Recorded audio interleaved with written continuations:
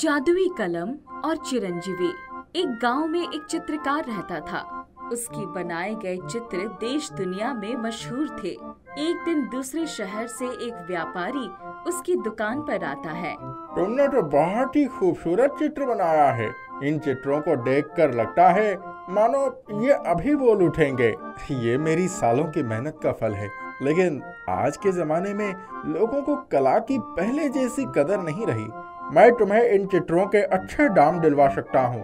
मैं एक व्यापारी हूँ और देश दुनिया में घूमकर अच्छी चीजों को सही जगह पर सही दाम में बिकवाने में मदद करता हूँ। वाह, ये तो बहुत बढ़िया बात है। मुझे आपका ये प्रस्ताव मंजूर है।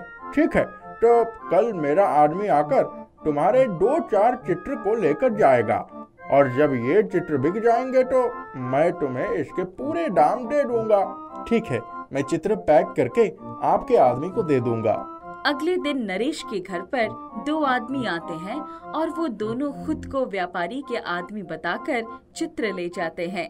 अगले दिन वापस वो व्यापारी अपने आदमी के साथ आता है। अरे भैया, माफ करना, कल मैं नहीं आ पाया। मेरे आदमी की जरा तबीयत खराब थी, इसीलिए मैं खुद आज चित्र लेने आ गया हूँ। लेकिन कल 2 आदमी आए थे और मेरे द्वारा बनाए गए चित्र ले गए हैं। उन्होंने कहा कि वो आपकी आदमी हैं। अरे, ऐसा कैसे हो सकता है? मैंने तो किसी को नहीं भेजा। झूठ मत बोलो, जरूर तुमने ही अपने आदमी से मेरे बनाए हुए चित्र को ले जाने के लिए कहा होगा और अब लालच में आकर बहाना बना रहे हो। अगर ऐसी बात होती तो मैं आज वापस क्यों आता? मैं उन चित्रों को लेकर भाग गया होता। लेकिन मेरे अलावा किसी और को पता भी नहीं था कि तुम्हारे आदमी चित्र लेने आने वाले हैं। तो कल जो आदमी आए वो जरूर तुम्हारे ही आदमी होंगे। मैं ऐसा क्यों करूंगा? उल्टा मैं तो तुम्हारी मदद करने आया था और तुम हो कि मुझ पर ही इल्जाम लगा रहे हो। जरूर तुम मुझ पर झूठा इल्जाम लगाकर मुझे बदनाम करने की कोशिश कर रहे हो और मुझसे पैसे ठगने की कोशिश कर रहे हो। नरेश और व्यापारी में झगड़ा बढ़ता जाता है। दोनों एक दूसरे पर आरोप प्रत्यारोप लगाने लगते हैं। दोनों के झगड़े को देखकर वहाँ पर चिरंजीवी आ जाता है। क्या मामला है? यहाँ पर इतनी भीड़ क्यों लगी है? ये चित्रकार मुझ पर झूठे इल्जाम लगाकर मुझे बदनाम करने की कोशिश कर रहा है। व्यापारी मेरे बनाए हुए चित्र को लेकर गया है, लेकिन अभी मानने से इनकार कर रहा है। चित्रकार झूठ बोल रहा है। अगर मैं इसके चित्र को ले गया होता तो वापस क्यों आता?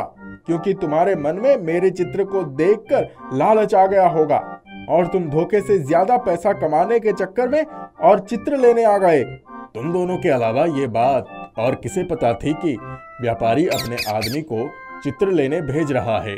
किसी को भी नहीं। मैंने ये बात किसी को बताया भी नहीं था। मामला बहुत गंभीर है, मुझे कुछ ना कुछ करना ही होगा। चिरंजीवी मामले के छानबीन में लग जाता है, लेकिन उसे कुछ समझ में नहीं आ रहा होता है। वो दुकान की तलाशी लेता है, लेकिन उसे कोई सबूत नहीं मिलता है। चिरंजीवी थक हार कर बैठ जाता है। किसी भी तरह मुझे ये केस सुलझाना ही होगा। न्याय सभी के लिए बराबर है। अगर वो चित्रकार झूठ बोल रहा है तो कला का अपमान होगा, लेकिन अगर वो व्यापारी झूठ बोल रहा है तो उसे सजा जरूर मिलनी चाहिए। तभी चिरंजीवी के सर पर आकर कुछ गिरता है।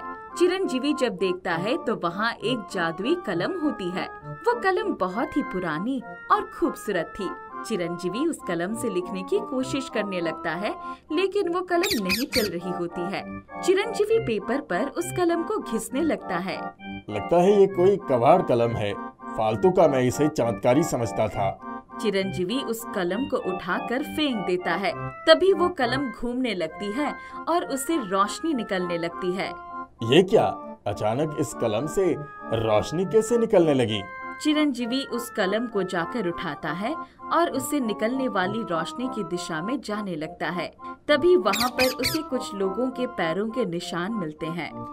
ये तो किसी लंगड़े इंसान का पैर का निशान लगता है। चिरंजीवी उन पैरों के निशान का पीछा करता है। पास में ही रहने वाले मोहनलाल के घर पर जाकर वो निशाने खत्म हो जाते हैं। जरूर मोहनलाल का इन सब से कुछ ना कुछ संबंध है। चिरंजीवी वहीं पर इंतजार करने लगता है। मोहनलाल अपने घर पर नहीं होता है तो चिरंजीवी उसके घर पर जाकर तलाशी लेने लगता है, लेकिन उसे कोई सबूत नहीं मिलता है। तभी वो जादुई कलम निकालता है और उसे मोहन लाल के घर के बीचों बीच रख देता है। वो कलम घूमने लगती है और मोहन लाल के घर के बाहर बने एक कमरे की ओर इशारा करने लगती है।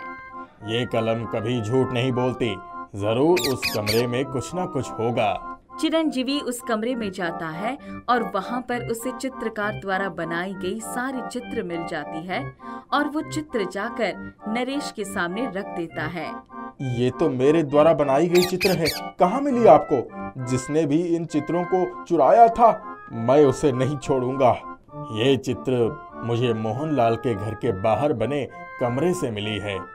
उस मोहनलाल को कड़ी से कड़ी सजा मिलनी चाहिए। लेकिन उस मोहनलाल ने चित्र नहीं चुराए हैं।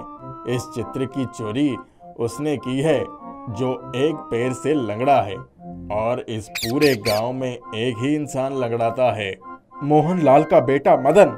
हाँ, सही कहा तुमने। जब तुम और व्यापारी चित्र की बात कर रहे थे, तब मदन चुपके से तुम्हारी बात सुन रहा था और अपना वेश बदलकर यहाँ चित्र लेने आ गया और लेकर अपने घर के बाहर बने कमरे में छिपा दिया ताकि किसी को कुछ पता ना चले।